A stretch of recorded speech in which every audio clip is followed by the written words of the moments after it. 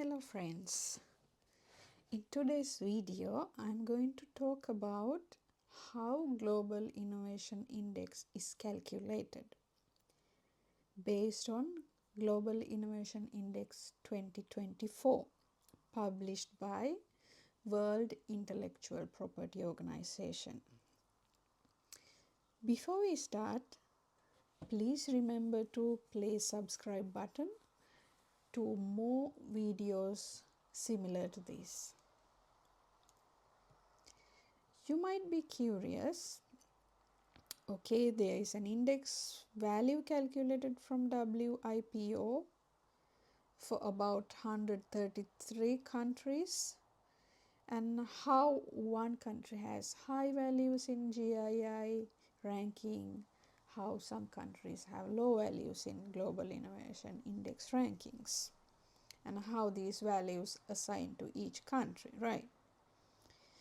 In this video, I am not discussing the value quantitatively. However, I show you what are the factors considering when WIPO calculates GII of a country. In my previous videos also, I mentioned that there is two sub-indexes when GII is calculated. One is input sub-index, the other is output sub-index. As you can see in this picture, there are 5 components of input sub-index. They are institution, human capital and research, infrastructure, market sophistication, and business sophistication. And then there are 2 components in output sub-index. They are creative outputs and knowledge and tech outputs. Maybe you are wondering why there is only 2 components in output sub-index while input has 5 components. You need to remember, although there are less number of components when GII is calculated in output sub-index, an equal weight has given to input and output in the calculations of GII. That means components of output index has higher weights in the calculations so that input and output has similar effects to GII index. In the next slide, I am going to show you what are the subcomponents of each component of sub-index used for the calculations of GII. First, we discuss about component of input sub-index, then we discuss about output sub-index. We come to institutions now. It has 3 main categories: institutional environment, regulatory environment, and business environment. Under institutional environment, there's 2 subcategories: operational stability for business. This is measured through an index called political, legal, operational, or security index. This measures about political, legal, operational, or security risks affecting business operations. And then government efficiency is measured through government efficiency index. This index is about quality of public services, quality of civil services, degree of its independence from political pressure, and credibility of government's commitment to such policies. Then under regulatory environment, there's 2 categories: regulatory quality and rule of law. Regulatory quality is measured also through regulatory quality index. This is about perceptions of the ability of government to formulate and implement sound policies and regulations that permit and promote private sector development. Rule of law is measured through rule of law index. that reflects about quality of contract enforcement, property rights, the police and courts, and likelihood of crime and violence in a country. Business environment, there are two subcategories: policy and stability for doing business. This is based on a survey. And then there is entrepreneurship policies and culture. That's also based on a survey answered by experts on entrepreneurial policies and entrepreneurial culture. Human capital and research. Three main components. They are education, tertiary education, and research and development. Under education, there are 5 components. They are government expenditure on education, government fund per pupil, school life expectancies, PISA scales in reading, maths and science, and pupil to teacher ratio. I think these are very clear for you how these could be measured. PISA scales is a program for international student assessment. Under tertiary education, there is tertiary enrollment, graduates in STEM. STEM means science, technology, engineering and mathematics, and tertiary inbound mobility. Tertiary inbound mobility means how many students come from abroad to study tertiary education in a country. And then under research and development, researcher full-time equivalent per million population, gross expenditure on R&D, global corporate R&D investors, and QS university rankings are used for the calculations. Under global corporate R&D investors, they consider top 3 R&D investments in that country. Now we come to infrastructure. Under infrastructure also there is 3 main components: ICTs, general infrastructure, and ecological sustainability. Under ICT, they check 4 things: ICT access index, ICT use, government online services, e-participation index. And under general infrastructure, electricity output, it's in gigawatt hours per million population, and logistic performance, how fast is logistics within a country, and gross capital formation. It's like total investment divided by GDP. Ecological sustainability is measured through GDP per unit of energy use, low carbon energy use, and ISO 14000 environment approvals per billion PPP dollars. Low carbon energy use means share of total primary energy consumption that is coming from low carbon sources like wind, water, hydro or solar, that kind of renewable energy sources.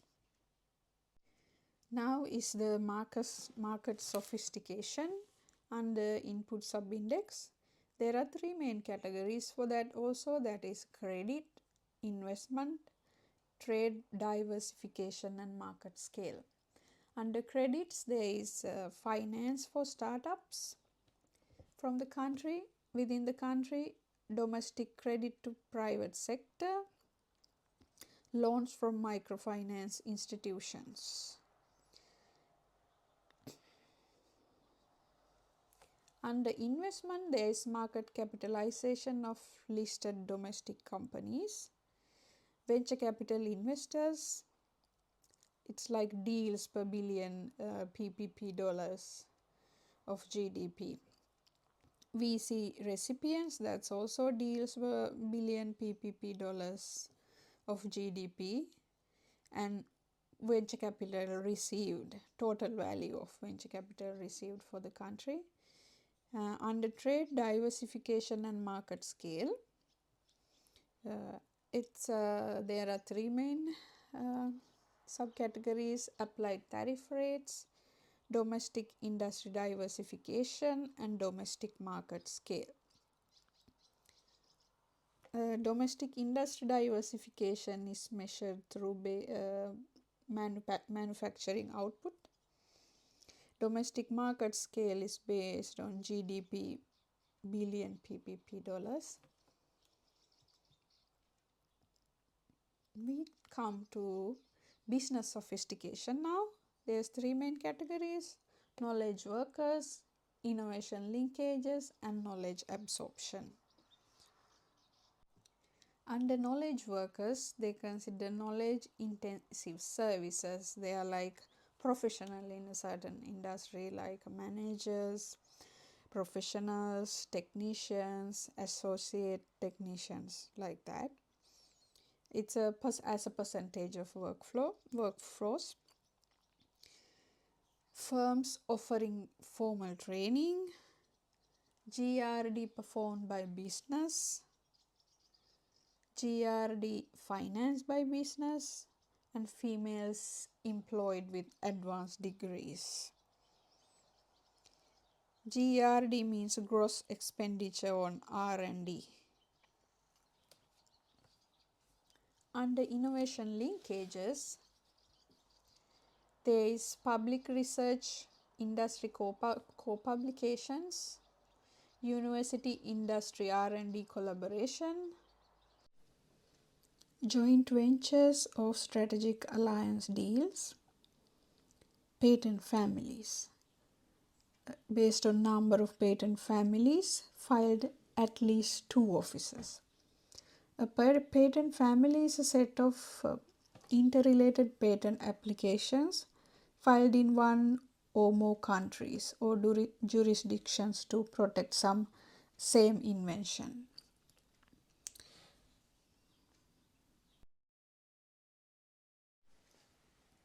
Knowledge absorption.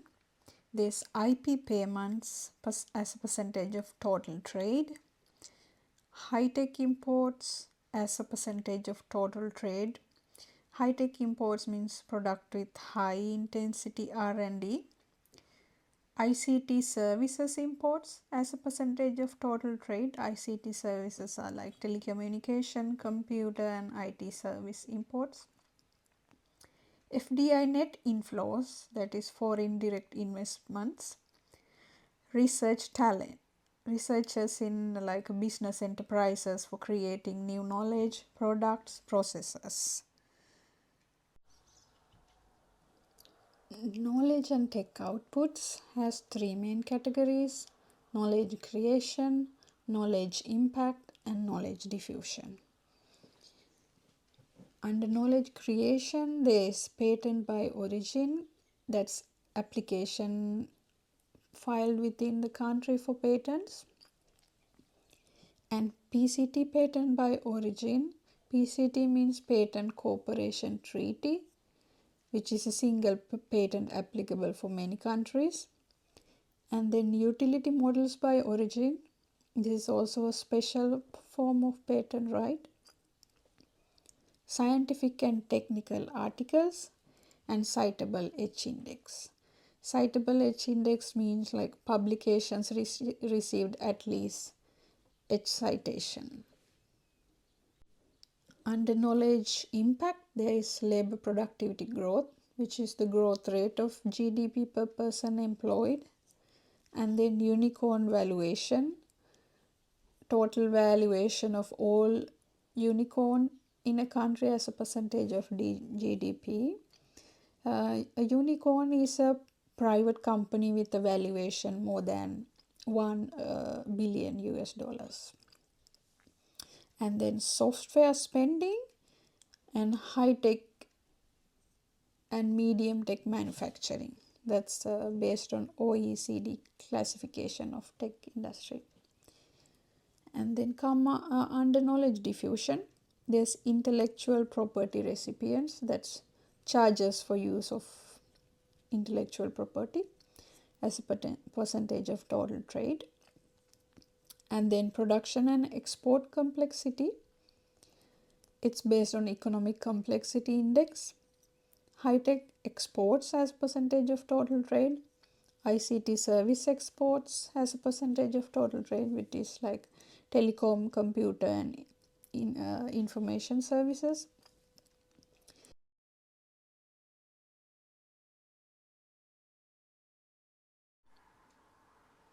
Under creative outputs, there are three main categories. They are intangible assets, creative goods and services, and online creativity. Under intangible assets, there is intangible asset intensity based on top 15 firms of the country, trademarks by origin per billion PPP dollars of GDP based on total number of classes specified in trademark applications, global brand value of top 5,000 as a percentage of GDP. Global brand value is like a value a company willing to pay to license its brand if it is not owned by them. And industrial designs by origin. Under creative goods and services, there's cultural and creative service exports, national feature films, which is longer than 60 minutes, like fiction about animals or documentaries, films like that, and entertainment and media market, creative goods exports. Under online creativity, there's generic top level domains, GitHub commits like commit pushers received and sent, mobile app creation based on global downloads. So overall, we discuss qualitatively how Global Innovation Index is calculated based on two sub-indexes, that's input sub-index and output sub-index. I have discussed all the components in input sub-index and all the components in output sub-index. According to 2024 GII, they have been used 78 indicators altogether to calculate GII of a country. We come to end of our video now. Please make sure to add a comment if you would like to know more about certain areas. I'm happy to create new videos for you. And please subscribe and like the videos. Go to my channel Startup Cultures and see other videos as well. Until next time.